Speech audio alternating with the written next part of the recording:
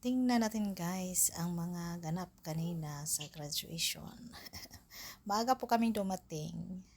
Early bird po kami kaya ayan makikita wala pang tao. Graduation po ito ng grade 6 and high school. Fourth year, junior high school. Um, Parang kami yung naging excited talaga sa mga kabataan na nag ano nag-i-enjoy pa or na ano pa sila ba, nawiwili pa pala sila sa mga kaklase nila dyan guys. O yung iba dyan na nagsentimiento pa yung iba dahil magkakahiwalay-hiwalay na daw sila. Marirecall mo rin yung mga kahapon nung tayo yung nung gumraduate ba, saya kaya noong high school graduation kasi alam natin na ang high school from first year to fourth year magkasama kayo ng section, or yung iba naman syempre ito sila kasi sama-sama sila kasi konti lang sila, hindi katulad dati kami nung high school maraming section. Ito to parang isa lang yata sila, konti lang kasi sila kaya iba yung band nila.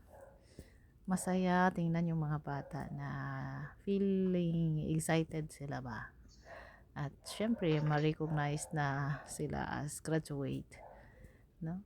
Then touching talaga guys, normally kasi during graduation may mga tribute to parents, no? Nakakatuwa, masaya.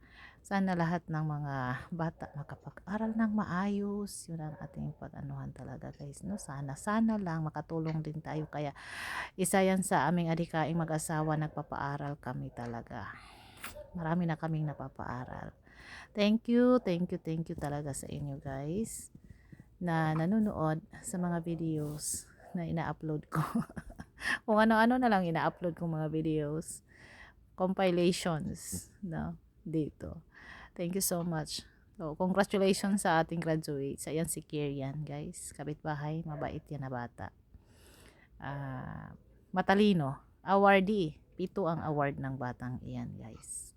7 awards. So, very, very smart boy. Congratulations sa parents, si Grace Griani, Mary Jane Flores, and kay Cloda Flores also, congratulations. Kay Alexandria Nightingale.